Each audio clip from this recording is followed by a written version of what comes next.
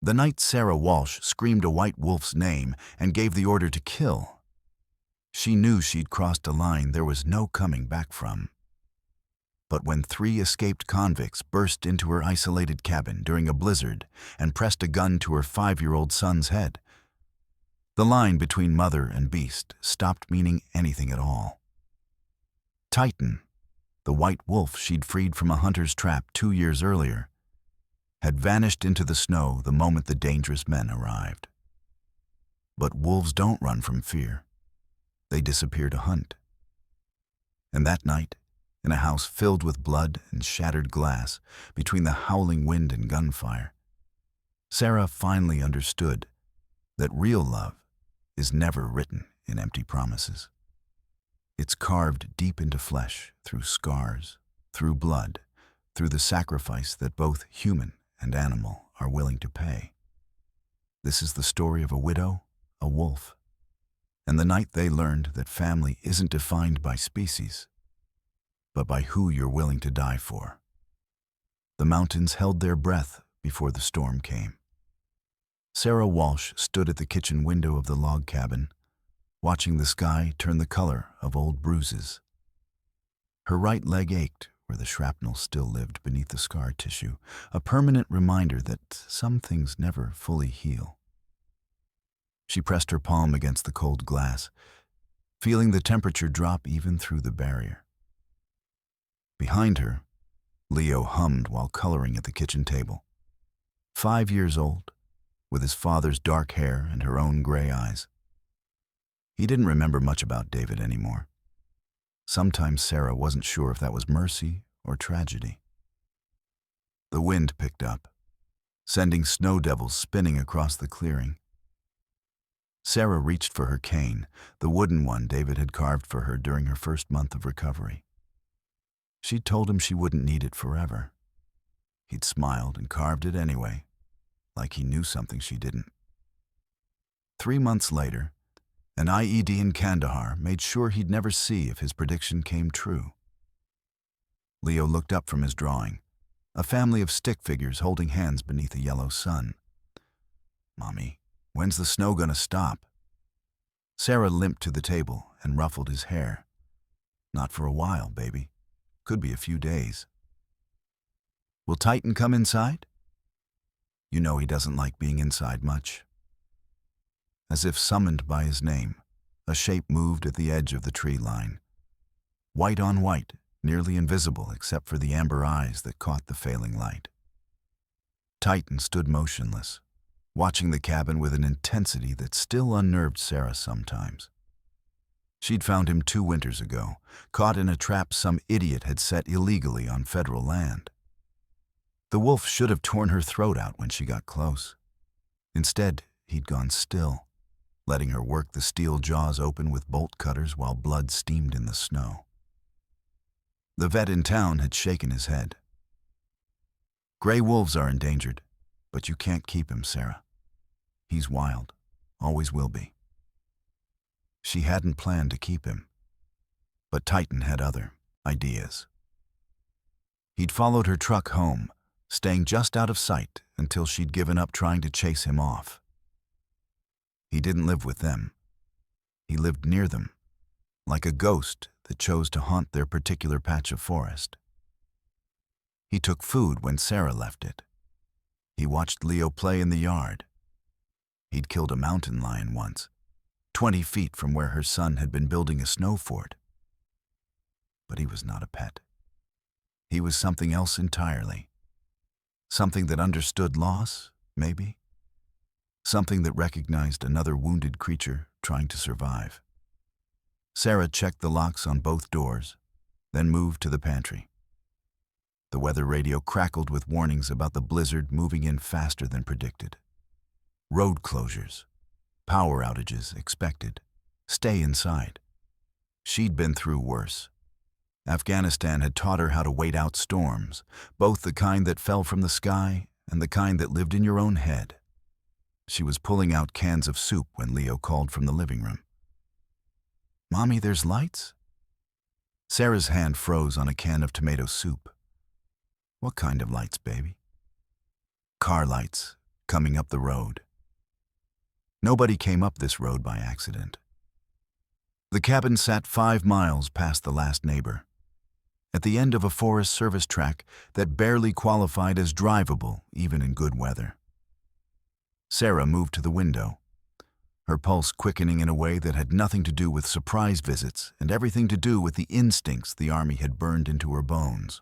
Headlights swept through the trees, laboring through snow that was already 6 inches deep and rising. An old SUV, dark-colored, struggling toward the cabin. It stopped 30 yards out, engine still running. For a long moment, nothing happened. Then 3 men climbed out. Sarah's hand tightened on her cane. She could smell it already, even through the closed door. Not fear, not yet. But something close. Something that lived in the space between caution and certainty that the world was about to tilt sideways. The men approached the porch. The one in front was tall, lean, moving with the careful precision of someone used to being watched. He raised his hand to knock, and Sarah saw the smile before she heard it in his voice. Too wide. Too friendly for a stranger asking for help in a blizzard. "Ma'am, sorry to bother you. Our vehicle broke down. We were hoping we could wait out the storm. Maybe use your phone?" Sarah didn't move. Through the window, she cataloged them the way she'd been trained. The tall one doing the talking, charming in that practiced way.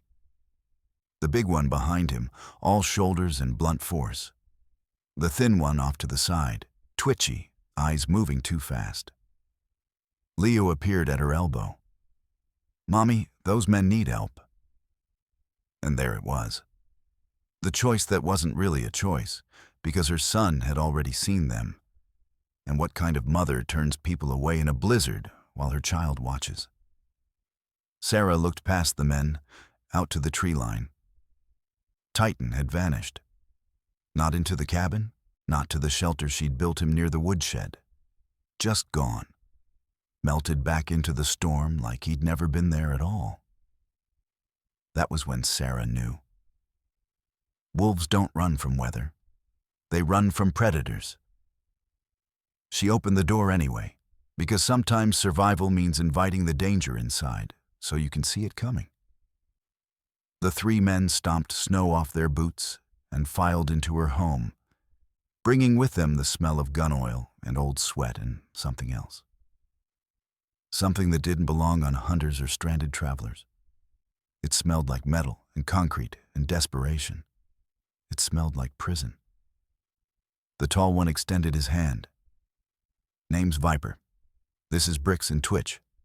We're real grateful, ma'am. This storm came out of nowhere." Sarah shook his hand because refusing would have been a tell. His grip was dry, controlled, the hand of someone used to violence, but smart enough to hide it. She stepped back, keeping Leo behind her. "Phone's out," she said. "Lines went down an hour ago." Viper's smile never wavered, but something flickered behind his eyes. Calculation, adjustment. "Well then, guess we'll just have to wait it out together." Outside, the wind howled louder, and the first real wave of the blizzard hit the cabin like a fist. The lights flickered once, twice, then steadied. Sarah closed the door and threw the bolt, locking herself in with 3 strangers, while the only thing that might have protected them disappeared into the white. Sarah busied herself with the kettle, buying time to think. The 3 men had spread out in her living room like they owned it. Viper taking the chair nearest the fireplace. Bricks standing by the window. Twitch pacing near the bookshelf. They moved with the economy of people who'd spent time in small spaces together. Cellmates, maybe, or worse. Leo stayed close to her leg, his small hand gripping her sweater. He was quiet now, that animal instinct children have when something feels wrong. Sarah poured coffee with steady hands, though her pulse hammered against her ribs. Through the window above the sink, she caught glimpses of white on white. Titan was out there somewhere, invisible in the blizzard. She wondered if he was watching, if wolves understood the concept of trap. "Nice place you got here," Viper said, accepting the mug she offered. "Pretty isolated, though. You live out here alone?" "With my son." Sarah didn't mention Elias in his cottage out back. Didn't mention anything that might give these men more information than they already had. "Husband at work?" "Husband's dead." She said it flat, the way she'd learned to say it. No emotion for strangers to feed on. Viper nodded, something that might have been sympathy crossing his face if you didn't look too close at his eyes. "Sorry to hear that. Military?" Sarah didn't answer. She handed coffee to Bricks, who took it without meeting her gaze. Up close, she caught the smell coming off their clothes. Gun oil, yes. But underneath it something.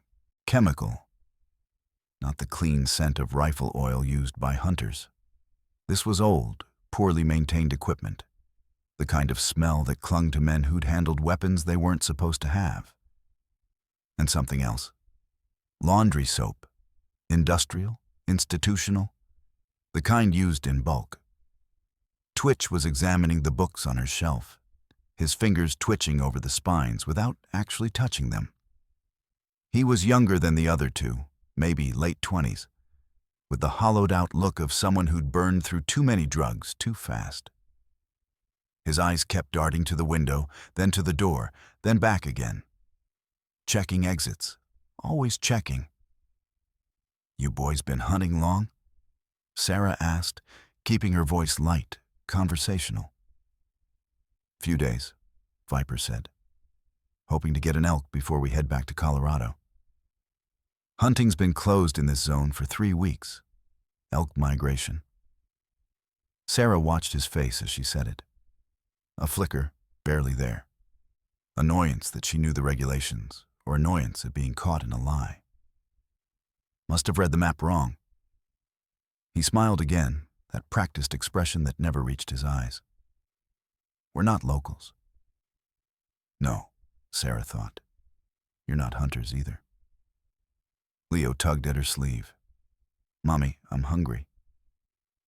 The tension in the room shifted slightly. Men who'd seemed threatening a moment ago softened at the edges, reminded that a child was present. Even predators have limits sometimes. Sarah hoped these men still remembered theirs. "Let's see what we can make for dinner." She moved toward the kitchen, keeping Leo in her peripheral vision, keeping all 3 men in her awareness, the way combat had taught her. Never turn your back on an unknown threat. Never assume cooperation means safety. She was pulling out bread and cold cuts when she noticed Viper's boots, military surplus, or what used to be. The kind issued at Fort Carson, same base where David had trained. But these had been modified, the identification numbers on the heel scraped away, filed down until only smooth leather remained. No one did that unless they needed to hide where the boots came from. Prison issue. Modified military surplus that prisons bought cheap and gave to inmates for work detail. Sarah's hand stilled on the refrigerator door. This morning, before the phone lines went dead, the weather radio had carried more than storm warnings. There'd been an alert. 3 prisoners escaped from a transport vehicle near the Colorado-Wyoming border. Considered armed and dangerous. Last seen heading north. She made sandwiches with hands that wanted to shake, but didn't. Years of practice at functioning through fear. You didn't survive a year in Kandahar without learning how to keep moving when everything in you screamed to run. The men ate like they hadn't seen food in days, which probably meant they hadn't. Escapees couldn't exactly stop at diners. Sarah watched them and thought about the hunting rifle locked in the gun safe upstairs, thought about the paring knife in the drawer 3 feet from where she stood, thought about her injured leg and her 5-year-old son and the 70 miles of mountain between here and the nearest help. She thought about Titan and wondered if a wolf could smell desperation the way she could. Outside, the storm intensified. Snow pelted the windows in waves, and the wind found every crack in the cabin's walls, howling through gaps like something trying to get in, or warn them about what already had. Viper pushed his plate away and leaned back, watching Sarah with the patience of a man who had nowhere else to be and all the time in the world. "That's a nice display cabinet," he said, nodding toward the antique hutch in the dining area. "Some pretty silver in there. Family heirlooms?" "My grandmother's." Sarah's voice stayed level, but something cold slithered down her spine. He was cataloging, assessing value, planning. "Worth something, I bet.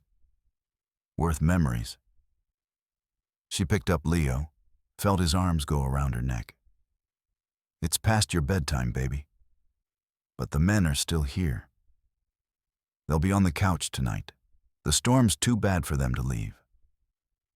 Leo looked at Viper, then at Bricks, then at Twitch, who was still pacing, still checking exits, still moving like something was chasing him even though they were all inside now. The boy's face scrunched in confusion, and Sarah saw him about to ask why Titan hadn't come in too. Why their wolf hadn't appeared at the door demanding entry the way he sometimes did when the weather turned bad. She covered his mouth gently with her hand. "Say goodnight to our guests." "Good night," Leo whispered. And Sarah carried him toward the hallway, every nerve ending screaming at her to run, to grab her son and crash through a window and take her chances in the blizzard rather than spend one more second in this house with these men. But outside was 40 below with wind chill. Outside was miles of wilderness and a leg that barely carried her on good days. Outside was death just as certain as the threat sitting in her living room, just slower and colder. So she tucked Leo into bed and sang him the song David used to sing, about a mockingbird and a diamond ring. And she smiled when he asked about Titan, because children needed to believe in protectors. "He's out there keeping watch," she said, "making sure we're safe." "Even from the scary men?" Sarah's breath caught. "What makes you think they're scary?" "Titan always comes in when there's scary things. But he didn't come in tonight.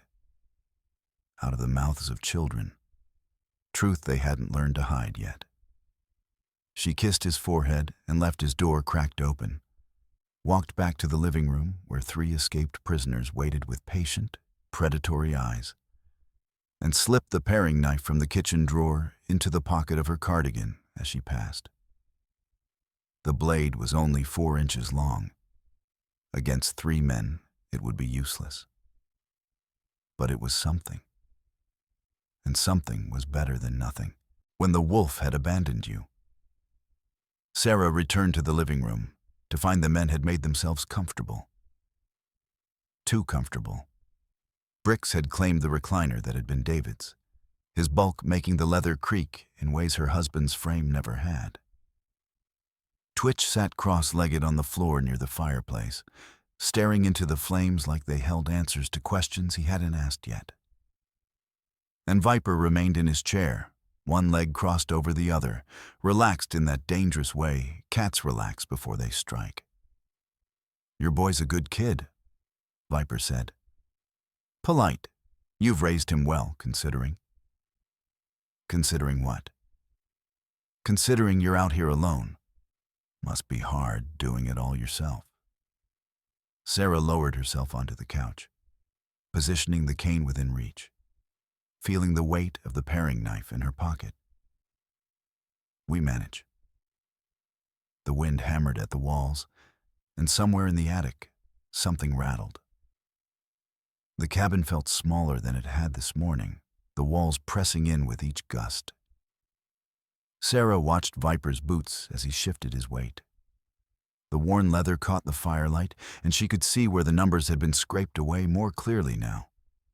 Someone had done it carefully, methodically, trying to erase any trace of origin. But they'd missed something. On the inside of the right boot, just visible when he moved, a smudge of faded ink. Not numbers this time. Letters. Property of Wyoming Department of Corrections. Wyoming, not Colorado. The radio report had been wrong about the state, or these men had crossed more borders than anyone knew. Sarah's mind raced through the implications. If they'd come from Wyoming, they'd been running longer, had more to lose, were more desperate. Desperate men did desperate things. "You got any medical supplies?" Brick spoke for the first time, his voice thick and gravelly. "Twitch here cut himself on something in the truck." Sarah looked at Twitch's hands. No blood, no visible injury. A lie, then, or an excuse to see what else she had that might be valuable? Prescription medications sold well on the street. So did morphine, if you knew where to find it. "First aid kits in the bathroom," she said. "Not much in it. Bandages, antiseptic. Nothing stronger than ibuprofen." "No pain pills?" "Husband was military. Figured you might have some of his leftovers." There it was. The real question hiding inside the false concern. Sarah kept her face neutral, but her fingers found the knife handle in her pocket, traced its familiar shape. Threw them out after he died. Didn't want them around Leo. Viper's eyes narrowed slightly, calculating whether she was lying, whether it was worth pushing, whether the risk of searching the house outweighed the potential reward. The silence stretched, broken only by the storm and the crackling fire, and Twitch's fingers drumming against his knee in an anxious rhythm that never stopped. Then Viper smiled, that same empty expression. Smart. Can't be too careful, with kids around. But he didn't believe her. Sarah could see it in the way he glanced at Bricks, some unspoken communication passing between them. They'd search eventually. Once they felt secure, once they decided the widow and her crippled leg weren't a threat, they'd tear this place apart looking for anything they could sell or use. The question was when, and what they'd do to her and Leo when they found the gun safe upstairs. Sarah forced herself to yawn. "I should turn in soon. You boys need blankets. It gets cold down here at night." "We'll manage," Viper said. "We've slept in worse places." The truth in that statement hung in the air like smoke. Prison cells, transport vehicles. Wherever they'd been before they'd stolen an SUV and headed into the mountains, it had been worse than a stranger's living room. Which meant they had nothing to lose now. No comfortable cell waiting back at some facility. Only life sentences or worse if they got caught. Sarah stood leaning heavy on her cane. She needed them to see her as weak, helpless, not worth worrying about. The limp wasn't hard to exaggerate. The pain lived in her leg all the time anyway, a constant companion since the blast that had torn through her convoy and taken David's best friend apart right in front of her. "Bathroom's through there if you need it. Kitchen's open if you get hungry." She was halfway to the hallway when Twitch spoke. "Nice cabinet." Sarah stopped, turned. The young man was standing now, had drifted toward the antique hutch while she'd been focused on Viper. His fingers hovered over the glass, not quite touching, leaving ghost prints in the condensation his breath created. "All that silver," he said. "Real silver, right? Not plated?" "It's real. Must be worth something. Worth keeping." Sarah's voice came out harder than she intended. Those pieces had belonged to her grandmother, had survived the Depression and 2 world wars and 3 generations of family dinners. They were the only things she had left of a life before Afghanistan, before David, before everything went wrong. The Twitch smiled, and it was worse than Viper's false charm because it was genuine. The smile of an addict looking at his next fix. Everything's worth something to somebody. Bricks shifted in David's chair. Viper uncrossed his legs. The room's temperature seemed to drop 10 degrees, and it had nothing to do with the storm outside. Sarah's hand closed around the knife in her pocket. 4 inches of steel against 3 men who'd already proven they had no problem with violence. Against 3 men who were staring at her dead husband's uniform hanging in the hallway closet, visible through the half-open door. Viper followed her gaze, stood, walked to the closet and pulled the door wider.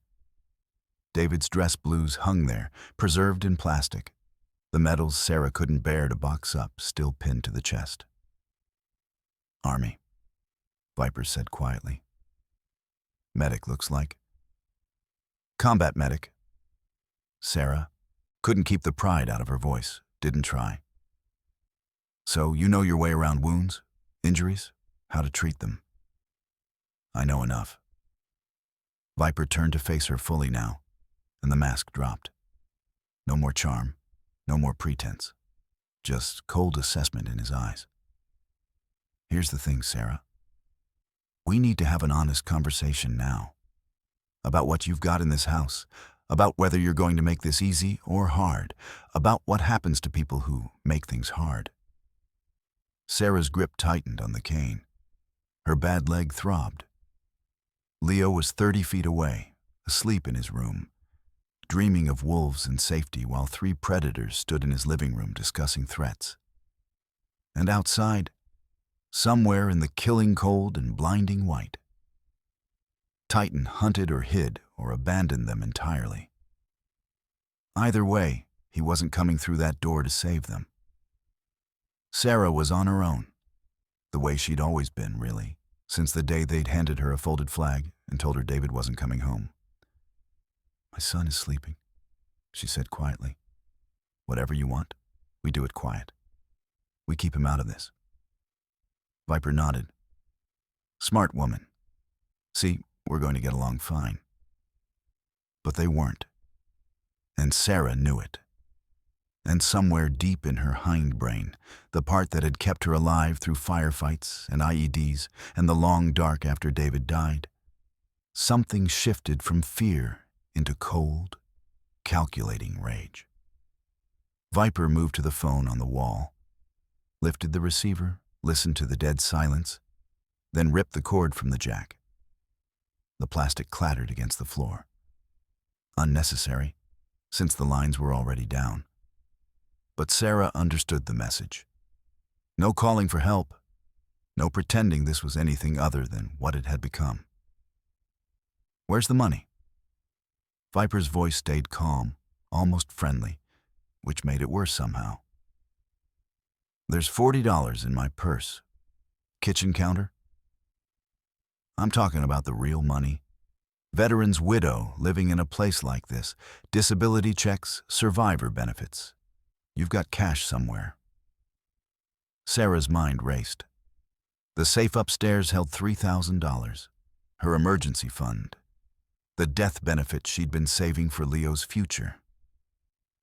Admitting it existed meant losing it. Denying it meant they'd search anyway, and God knew what they'd do when they found it. There's a small safe in my bedroom closet, she said.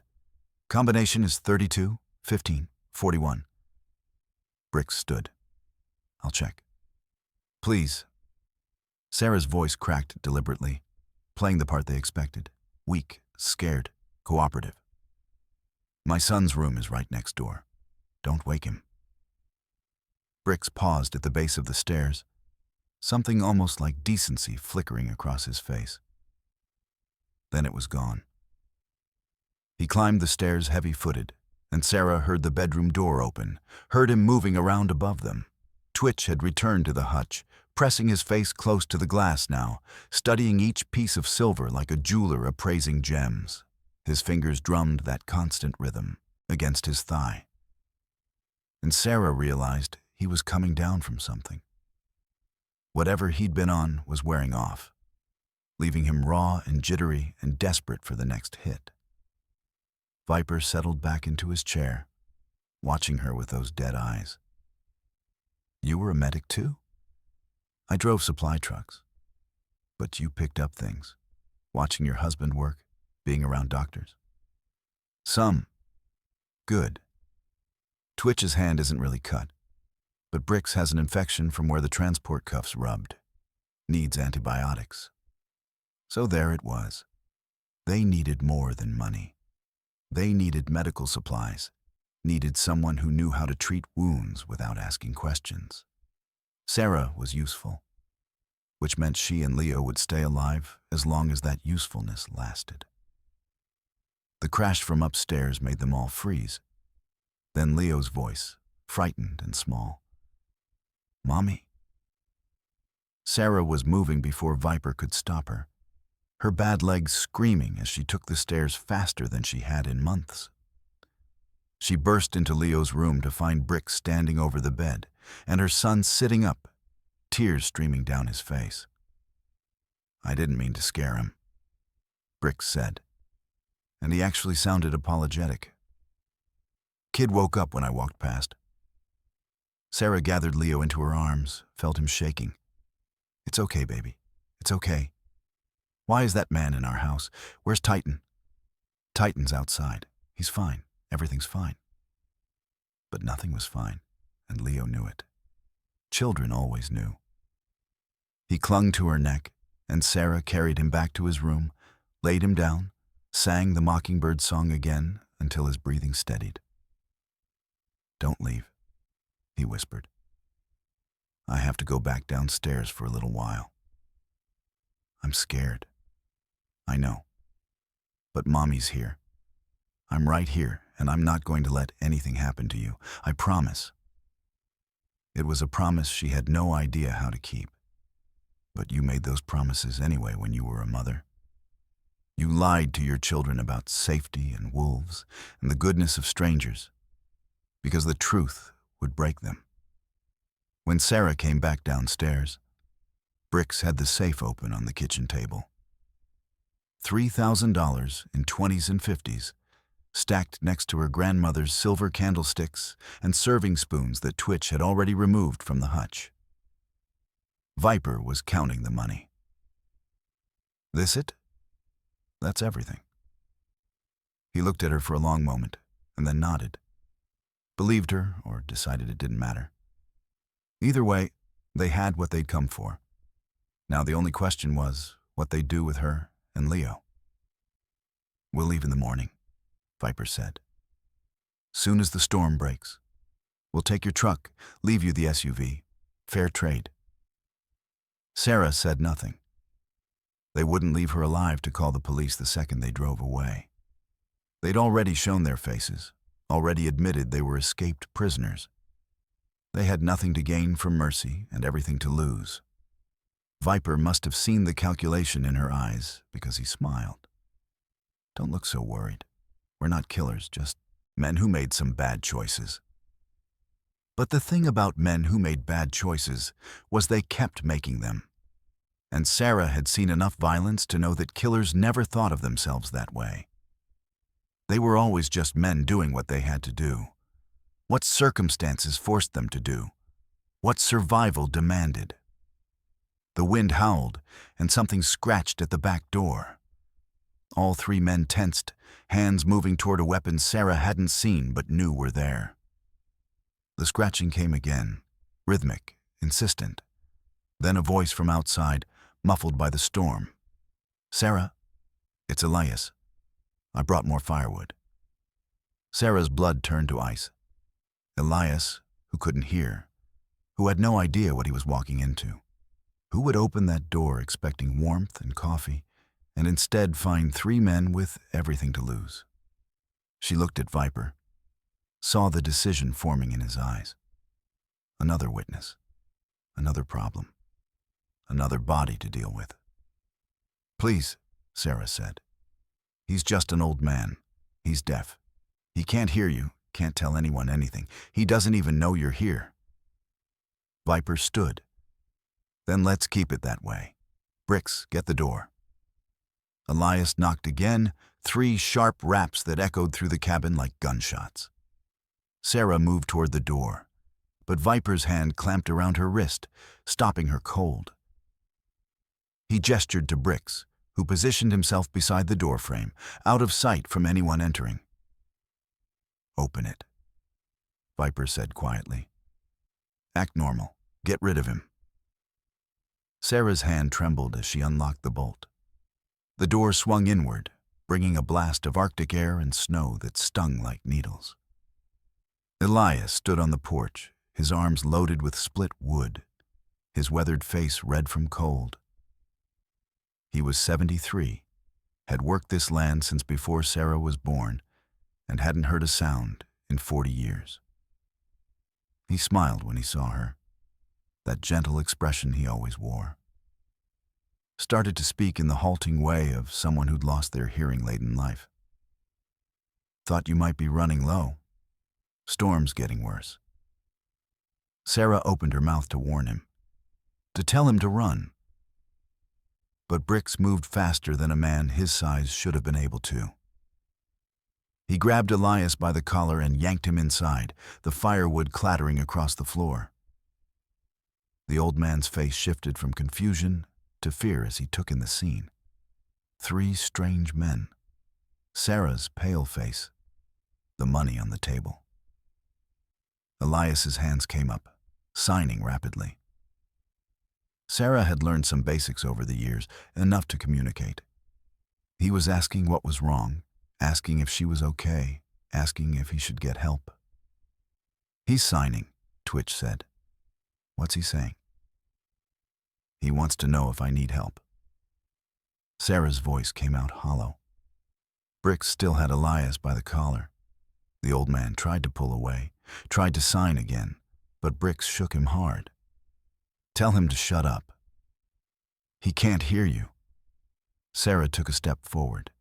"Please, he doesn't understand what's happening. He's just confused." But Elias could see well enough. Could see the gun that Viper had finally pulled from his waistband, the same weapon that had been hidden under his coat all along. The old man's eyes went wide, and he did what any frightened person would do. He tried to run. Bricks hit him, a closed fist to the side of the head that dropped Elias like a stone.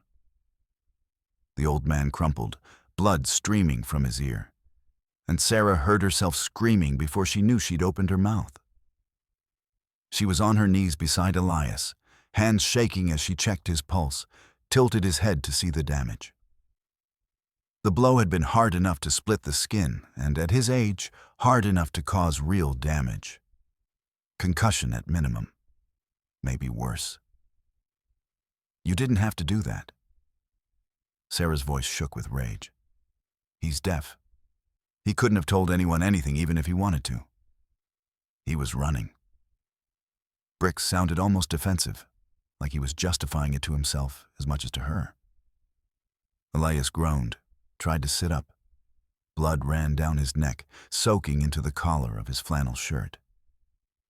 Sarah helped him into a sitting position, and his hands moved weakly, asking what happened, asking where he was. "You fell." She signed back, the lie coming automatically. "Hit your head.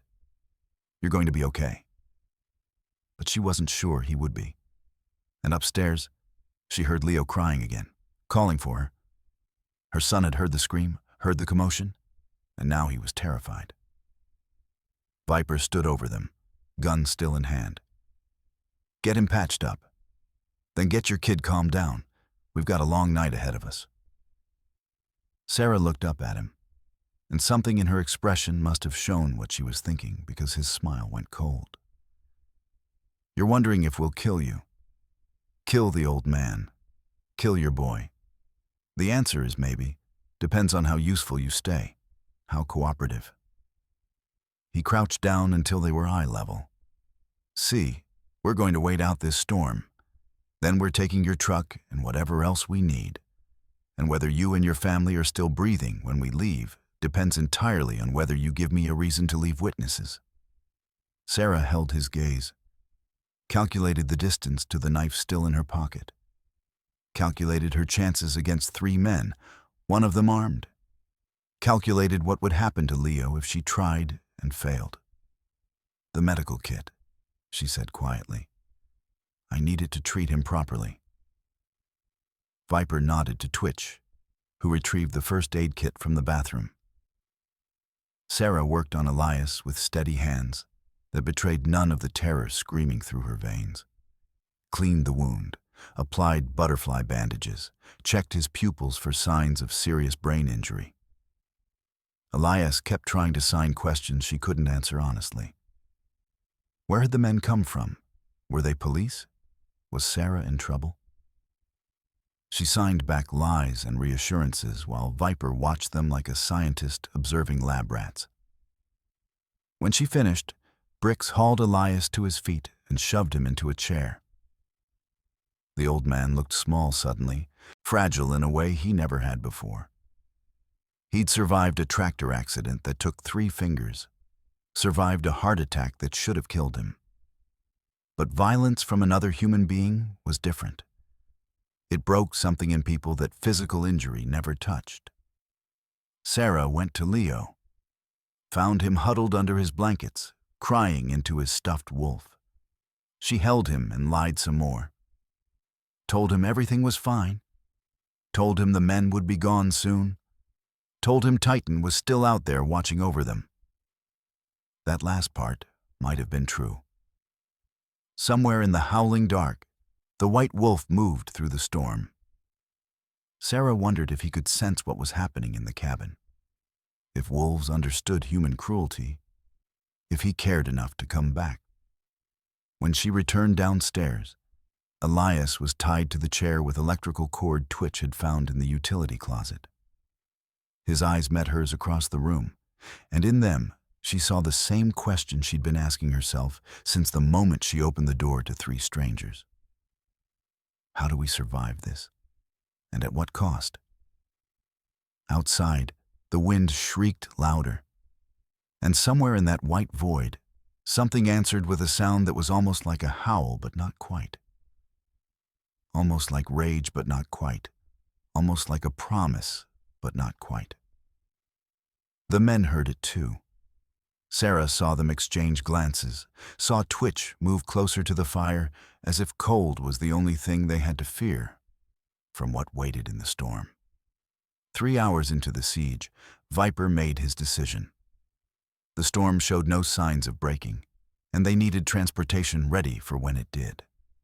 Sarah's truck sat in the detached garage 30 yards from the house, and someone had to go dig it out, get it running, make sure it would start when they needed to run.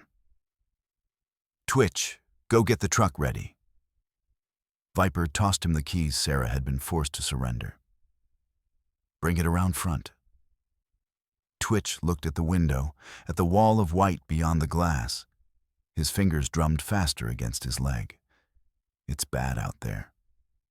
It's 30 yards, you'll live. But the way Viper said it made Sarah wonder if he believed that. Something had shifted in the last hour. The 3 men were jumpier now, flinching at sounds that weren't there, watching the windows like they expected something to come through them. They'd heard it again. That sound from outside. Not quite a howl, not quite the wind.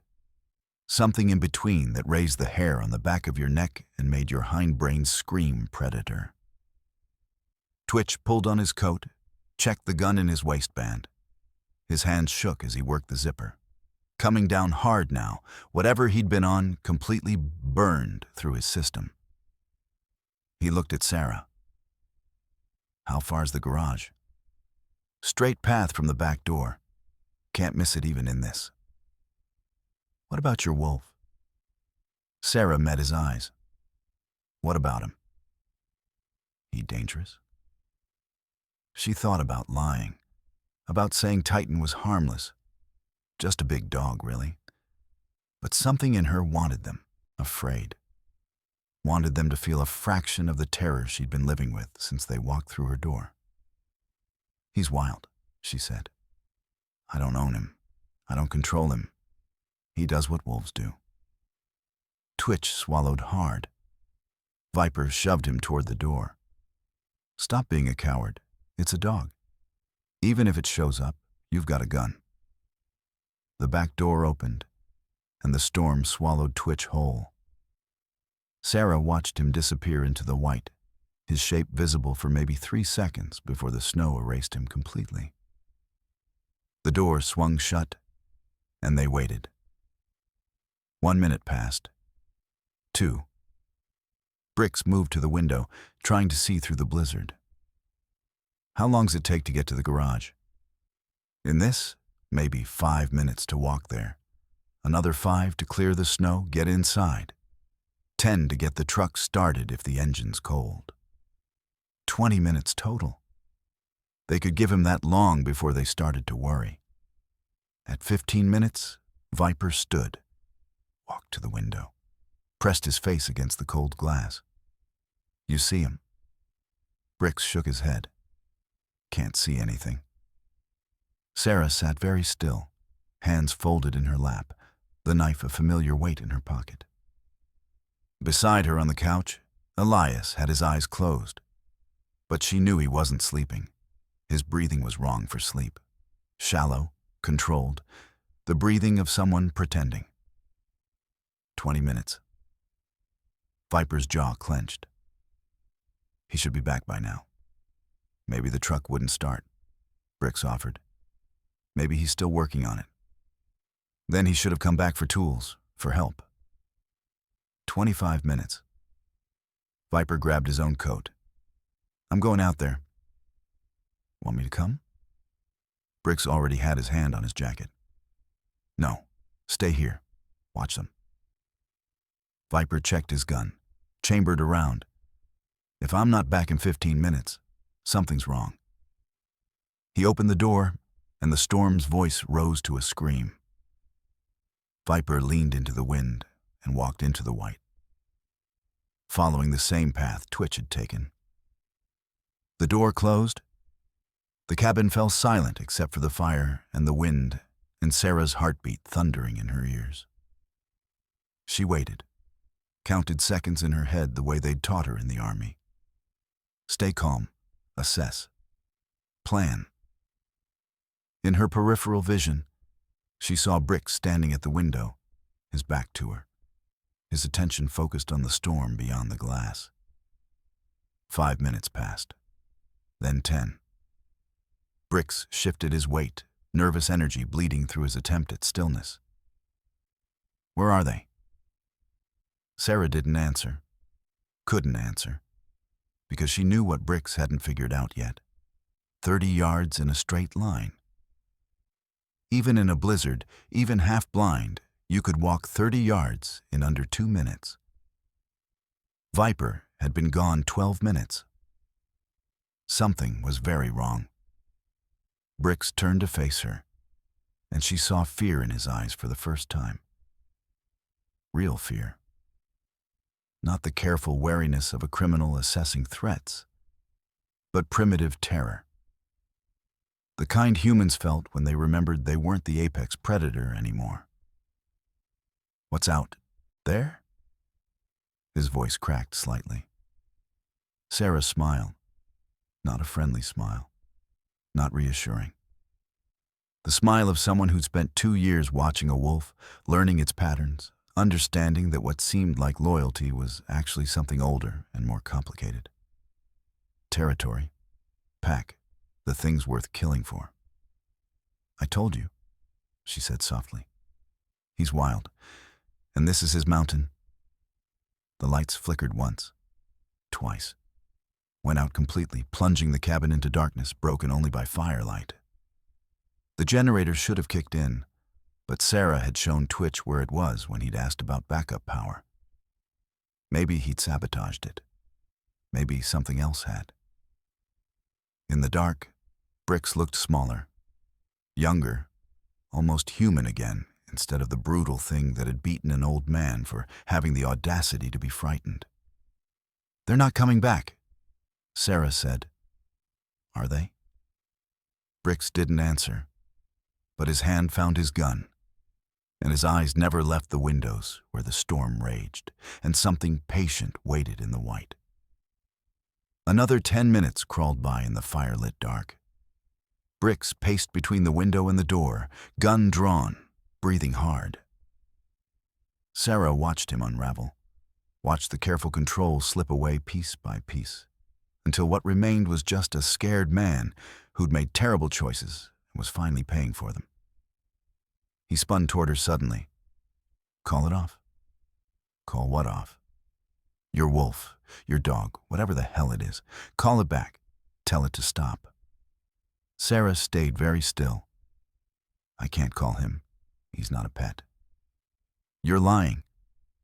Bricks crossed the room in 3 strides, grabbed her by the front of her sweater, hauled her to her feet. The knife fell from her pocket, clattered across the floor. He didn't notice. You trained it. You sent it after them. Now call it off, or I swear to God. The sound from upstairs cut him off. A child's scream, high and terrified. Leo. Sarah's whole body went rigid. Let me go to him. You're not going anywhere. He's 5 years old. He's scared. Let me go to my son. But Bricks wasn't listening. He was staring at the ceiling, at the source of those screams, and something was shifting behind his eyes. Some calculation Sarah recognized from her time in combat. The look of a man deciding how much collateral damage he was willing to accept. Bring him down here, Bricks said, where I can see him. No.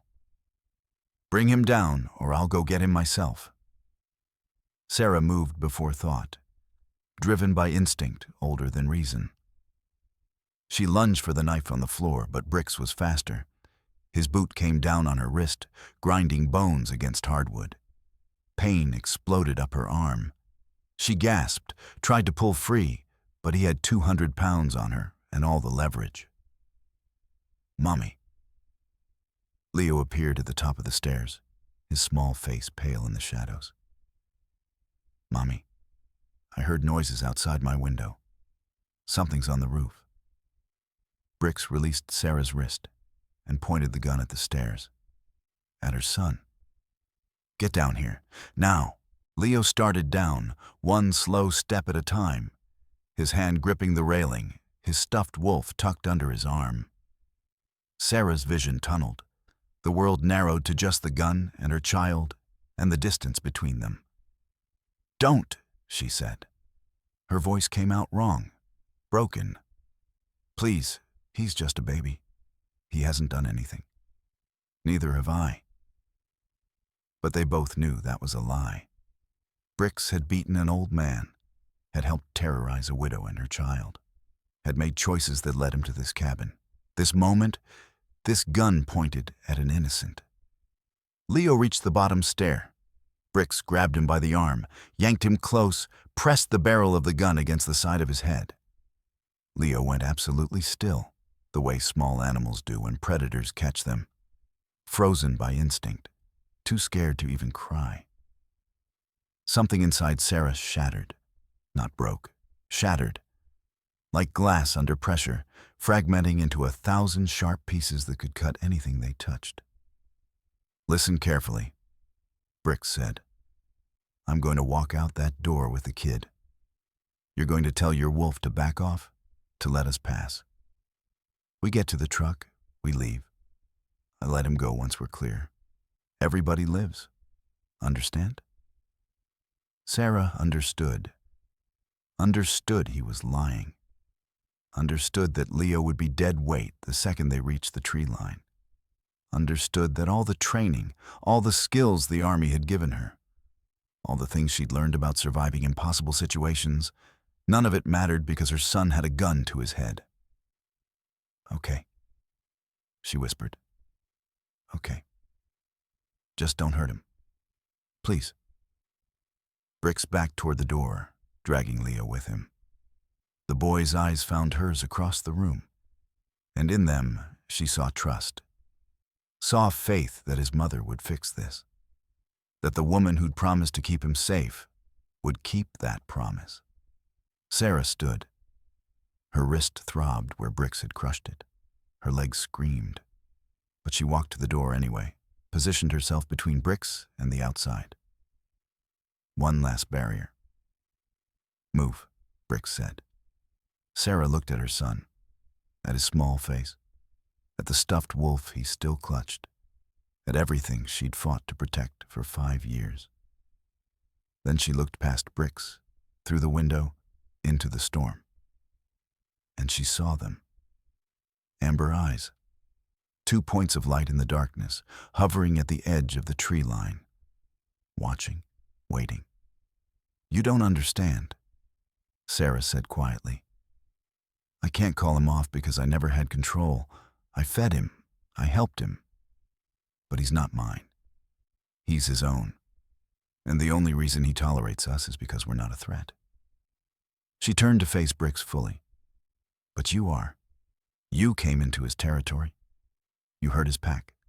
And now you're trying to take the cub." Bricks's face went pale. "You're insane." "Maybe." Sarah smiled, and it was the smile of a woman with nothing left to lose. "But you're about to find out I'm right." She stepped aside, opened the door herself, let the storm and the cold and the watching eyes see exactly what was happening. And then she did the thing she'd sworn she'd never do. The thing that blurred every line between civilization and savagery. She screamed into the blizzard. One word, one name, one command that rewrote the rules of engagement. "Titan! Kill!" The amber eyes vanished. The wind howled. And somewhere close, something massive moved through the dark with purpose and rage and hunger. Bricks shoved Leo away from him, swung the gun toward the open door. But the wolf wasn't coming through the door. The wolf had never needed doors. The skylight above them exploded inward. Glass rained down like daggers. A white shape fell through the opening, impossibly large, impossibly fast. Titan hit the floor between Sarah and Bricks, and the sound he made wasn't a bark or a howl. It was something older, something that predated language. It was the sound that made ancient humans build fires and huddle together in caves. The sound that taught them fear. Bricks fired, once, twice. The reports deafening in the small space. But Titan was already moving, a blur of white and teeth and violence. He hit Bricks like a freight train, jaws closing on the arm that held the gun. The weapon discharged into the ceiling. Plaster rained down. Sarah lunged for Leo, pulled him behind her, felt his small body shaking against her back. She couldn't look away from what was happening, couldn't close her eyes against the reality of what she'd unleashed. This was survival, raw and brutal and honest. This was what happened when you backed a mother into a corner, when you threatened her child, when you forgot that humans were animals too, and animals would do anything to protect their young. Bricks screamed as Titan's jaws crushed down on his forearm. The gun fell from nerveless fingers, skittering across the floor. The wolf shook his head once, violently, and Sarah heard bone crack. Bricks went down hard, his free hand scrabbling for the weapon, for anything that might save him. Sarah moved on instinct. She released Leo, shoved him toward Elias, who was struggling against his bindings in the chair. "Stay with him. Don't look." But Leo was already looking, frozen in place, watching the white wolf tear into the man who'd held a gun to his head. Sarah grabbed her cane from where it leaned against the wall and swung it like a club at Bricks's reaching hand. The wood connected with his knuckles just as his fingers touched the gun. He howled, pulled back. Titan released his arm and went for his throat. Would have ended it right there. Clean and quick the way wolves killed, but Bricks rolled at the last second. Jaws that should have found jugular caught shoulder instead, tearing through jacket and shirt and skin. Blood sprayed across the hardwood, black in the firelight. That was when Viper came through the door. He looked like he'd fought his way back from hell. His face was scratched, bleeding from a dozen places. His coat was torn. Snow caked his hair and shoulders. But he had his gun, and he raised it without hesitation, aimed at the white shape locked in combat with his partner. Sarah saw it happening in slow motion. saw Viper's finger tighten on the trigger, saw the barrel line up with Titan's ribs, saw the end of everything that had protected them. She threw herself forward, swinging the cane with every ounce of strength the army had built into her shoulders. The wood caught Viper across the wrist just as he fired. The shot went wide, punching through the wall 6 inches from where Leo stood. Sarah's momentum carried her into Viper, and they went down together in a tangle of limbs. He was stronger, bigger, not injured. But Sarah had rage on her side, and training, and the desperate strength of a mother who'd watched a gun pointed at her child. She drove her knee into his stomach, heard the air leave his lungs in a rush. Her hands found his throat, squeezed. Viper bucked, threw her off. She hit the floor hard, her bad legs screaming. He rolled toward the gun he'd dropped, but Titan was already there. The wolf's head snapped around, blood dripping from his jaws, and he placed one massive paw on the weapon. A warning. A line drawn in blood and broken glass. Viper froze. Man and beast stared at each other across 3 feet of space. Sarah could see the calculation in Viper's eyes. Could see him weighing his chances, measuring the distance, deciding if he could reach the gun before teeth reached him. He chose wrong. Viper lunged. Titan met him halfway. They collided in the center of the room, and the wolf's weight drove Viper backward into the antique hutch. Glass shattered. Silver clattered across the floor. Grandmother's candlesticks, grandmother's serving spoons, all the precious things Twitch had wanted to steal, now scattered like offerings. Bricks was trying to stand, his ruined arm hanging useless at his side, his working hand pressed against the bleeding shoulder. He saw the gun on the floor, saw Titan occupied with Viper, made his own calculation. He reached for it. Sarah saw him move, saw the intent before the action. And she understood in that moment what survival really meant. Not hoping, not praying, not waiting for someone else to save you. Survival meant doing the thing you never thought you could do. Becoming the thing you never thought you could become. She grabbed the paring knife from where it had fallen earlier. 4 inches of steel that had seemed so inadequate when she'd first hidden it in her pocket. It seemed adequate now. Sarah moved, not limping, not slow. The pain in her leg disappeared under the flood of adrenaline. She crossed the room in 3 strides and drove the knife into the back of Brix's reaching hand, pinning it to the floor. He screamed, tried to pull free. Sarah twisted the blade, and he screamed again. She leaned down close to his ear. "That's for hitting Elias, for scaring my son, for making me into this." She yanked the knife free, and Brix curled into himself, cradling his punctured hand against his chest, sobbing like the frightened criminal he'd always been under the brutality. Behind her, Titan and Viper were still locked together. The wolf had the man by the arm now, shaking him like he weighed nothing, throwing him against the wall. But Viper was fighting back with the desperate energy of the dying, landing blows on Titan's head and ribs that had to hurt even through thick fur and muscle. Then Viper got lucky. His flailing hand found a piece of the broken hutch, a shard of wood a foot long, sharp where it had splintered. He drove it into Titan's side, just behind the ribs, buried it deep. The wolf's jaws opened in a silent cry. He released Viper, staggered back. Blood matted the white fur, spreading from the wound in dark rivulets. For the first time since he'd crashed through the skylight, Titan looked mortal, vulnerable, hurt.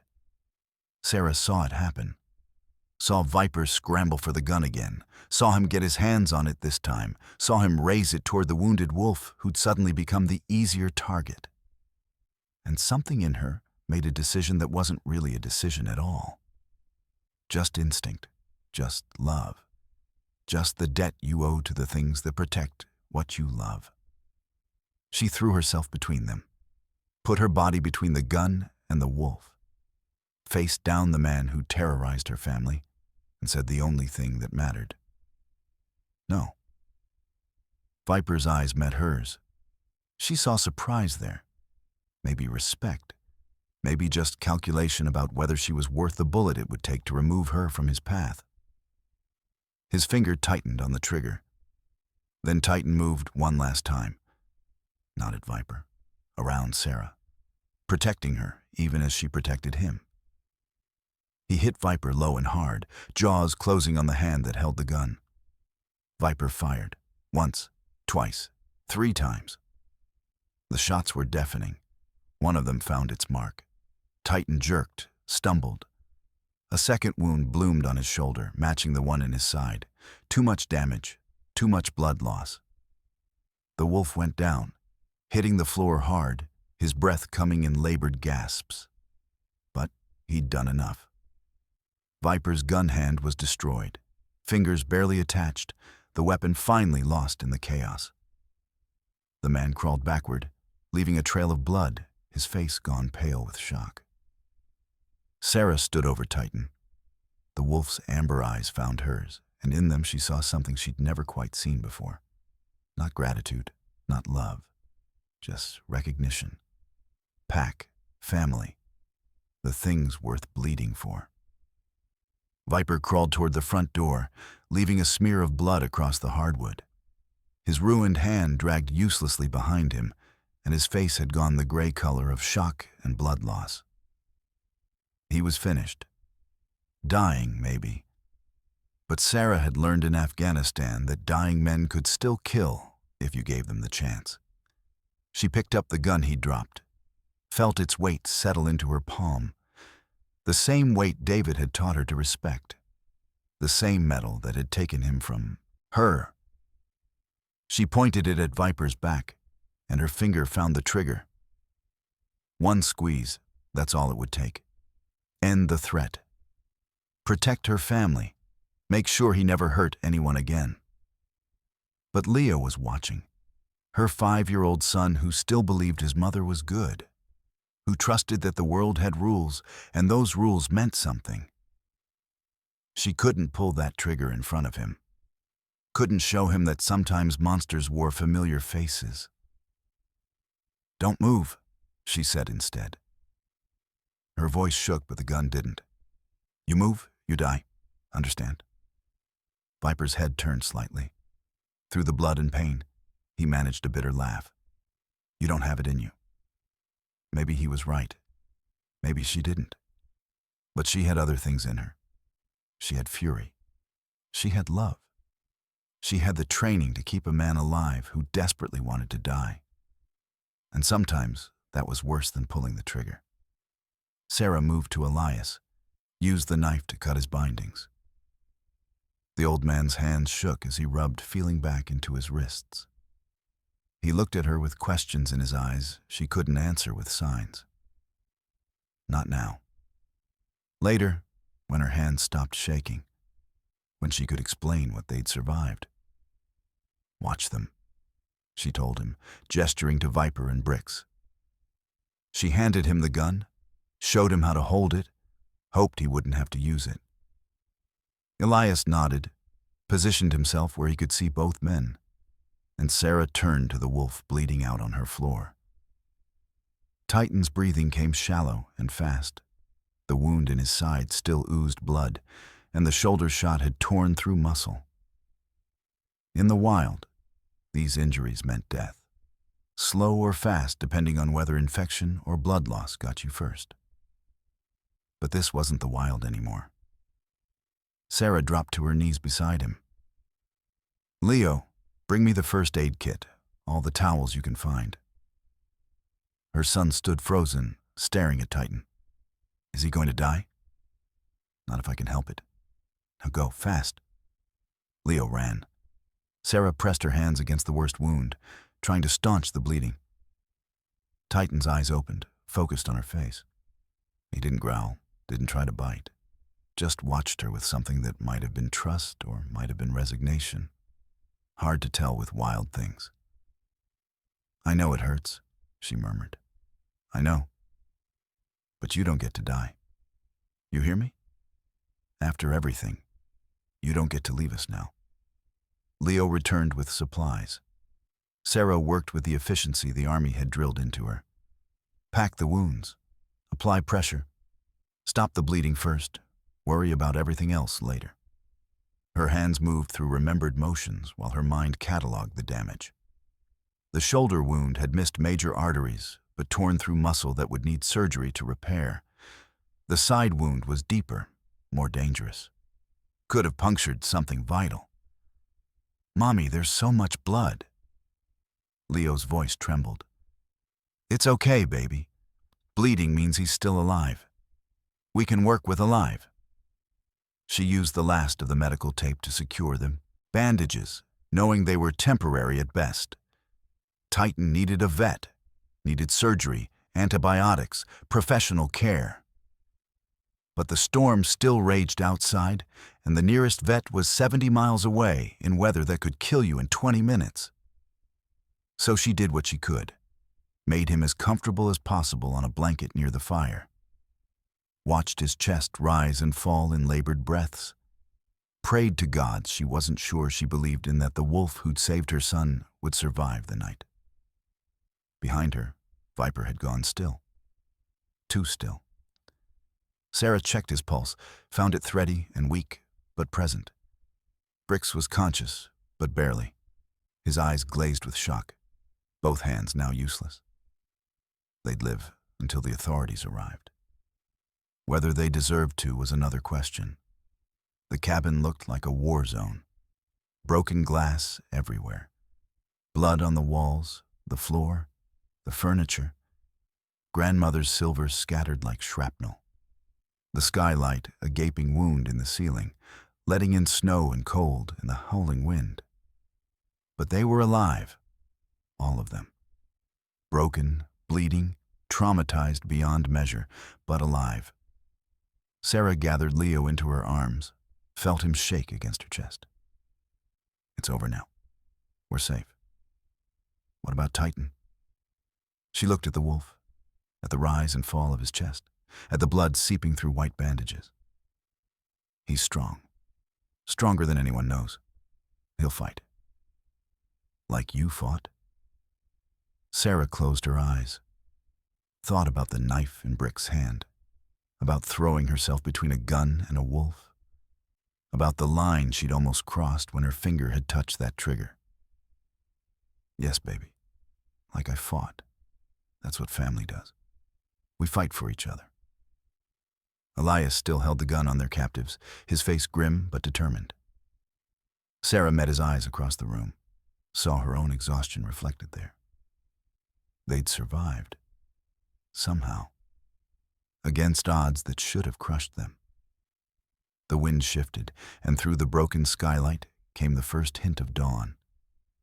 Gray light that promised the storm was finally breaking. Sarah pulled Leo closer, felt his small heart beating against hers, and let herself believe that maybe, just maybe, the worst was behind them. Titan's tail twitched once. Not much. Just enough to show he was still present, still aware, still holding on to life with the same stubborn determination he'd shown that day 2 years ago when she'd found him in the trap. Wild things didn't give up easy. They fought until they couldn't fight anymore. And Sarah, she was learning, was wilder than she'd ever known. The helicopter came 2 hours after dawn, when the storm had finally blown itself out and left the world buried under 3 feet of fresh snow. Sarah heard the rotors before she saw it, a sound that brought back memories of medevac flights and soldiers who didn't make it home. She stood on the porch with Leo pressed against her side, watching it descend into the clearing. Sheriff Morrison was first out, followed by 2 deputies and a paramedic team. They took in the scene with practiced eyes that had seen bad things before, but maybe not quite this bad. Viper and Brix were loaded onto stretchers, still alive, but barely. The deputies found Twitch 100 yards into the woods. hypothermic and incoherent, babbling about amber eyes in the darkness. They never found what was left of the man who'd called himself their leader. Some things the mountain kept. The paramedics wanted to take Sarah and Leo to the hospital for evaluation. She refused, told them to focus on Elias, whose head wound needed proper attention, and on Titan, who'd lost so much blood the snow beneath him had turned pink. The vet arrived on a snowmobile, a woman named Dr. Chen who specialized in wildlife rehabilitation. She examined Titan where he lay, her hands gentle despite the wolf's weak attempts to snap at her. He needs surgery, tonight, maybe multiple surgeries. Whatever it takes, Sarah said. Cost doesn't matter. He's wild. Even if he survives, he may not be the same. Injuries like this change animals. Sarah looked down at the wolf who'd crashed through her ceiling to save her son, at the blood matting his white fur, at the amber eyes that watched her with exhausted trust. We're all changed. Doesn't mean we stop fighting. Dr. Chen nodded, called in her team. They sedated Titan carefully, loaded him onto a special transport sled. Sarah watched them take him away, felt something break loose in her chest. The tears came then, finally. All the fear and rage and desperate love she'd been holding back for 12 hours. Leo held her hand while she cried. The investigation took weeks. State police, federal marshals, even FBI, because the men had crossed state lines. Sarah told the story so many times, it started to feel like something that had happened to someone else. The widow and her son, terrorized by escaped prisoners, saved by a wolf she'd once rescued from a trap. It made headlines. People called it a miracle. Sarah called it survival. Nothing miraculous about it. Just people and animals doing what they had to do when backed into corners. Titan survived the first surgery, then the second. Dr. Chen called it remarkable. Said his will to live was unlike anything she'd seen in 30 years of veterinary medicine. Sarah knew better. Wolves didn't have will, they had instinct. And Titan's instinct told him his pack wasn't finished needing him yet. 3 months later, Sarah stood in the rebuilt cabin, looking at the new skylight they'd installed to replace the one Titan had shattered. The glass was reinforced now, impact resistant. Like that would stop a determined wolf if he needed to get in. The cabin was different in other ways too. New locks on all the doors. A security system that probably belonged in a military installation. A gun safe downstairs instead of up, easily accessible. Sarah had promised herself she'd never be helpless again. Had promised she'd be ready if the world ever brought violence to her door a second time. But some things hadn't changed. Grandmother's silver was back in the hutch, carefully repaired. Leo's drawing still covered the refrigerator. And outside, in the clearing beyond the porch, a white shape moved through the afternoon sun. Titan walked with a limp now. Would always walk with a limp. The shoulder wound had healed but left him with limited mobility in that leg. Dr. Chen had warned he might not survive in the wild anymore. Might need human intervention to make it through the winter. She'd been wrong about that too. Titan had disappeared into the forest the day they'd released him from the wildlife center, and Sarah had thought that was the end. That he'd gone back to being truly wild. That the debt between them was paid in blood and closed. But 2 weeks later, she'd found a deer carcass on her porch. Fresh kill. Still warm. Not something a wolf would leave unless he was providing for pack members who couldn't hunt for themselves. He came and went now. Sometimes she'd see him at the tree line, watching the cabin. Sometimes he'd be gone for days, ranging through his territory, proving he was still wild despite the scars. But he always came back, always checked on them, always made sure his family was safe. Leo sat on the porch steps now, the stuffed wolf in his lap, watching Titan prowl the perimeter. The boy was different too. Quieter, more careful, but not broken. Sarah had made sure of that, had gotten him a therapist who specialized in childhood trauma, had let him talk about the scary men and the blood and the night that changed everything. "Mommy, why does Titan still come back?" Leo asked. Dr. Chen said wild animals don't stay near people. Sarah sat beside her son, put her arm around his shoulders. Because wild doesn't mean alone. Even wolves need family, need someone who understands what they've been through. Like us? Yeah, baby, like us. Elias emerged from his cottage, moving slower than before but steady. The head injury had healed, leaving only a scar hidden beneath his white hair. He raised his hand in greeting, and Sarah waved back. He'd moved into the main cabin for a month after the attack, none of them comfortable being alone. Now he was back in his own space, but they had lunch together every day. Talked in signs and smiles and the comfortable silence of people who'd survived something terrible together. The scars weren't all visible. Sarah still woke some nights with her hand reaching for a weapon that wasn't there. Still checked the locks 3 times before bed. Still felt her heart rate spike when strangers came to the door. The army had given her PTSD from Afghanistan. The blizzard had given her a whole new set of triggers to navigate. But she was navigating them. She and Leo both. Learning to live in a world that had shown them its teeth, but hadn't managed to destroy them. Titan lifted his head, amber eyes finding Sarah across the distance. He didn't come closer, didn't need to. The message was clear. I'm here, I'm watching. You're safe. Sarah nodded, acknowledging. Then the wolf turned and limped back into the tree line, melting into shadows and safety, off to do whatever wild things did when they weren't protecting the broken humans who'd earned their loyalty. Leo leaned against his mother's side. Do you think Titan knows we love him?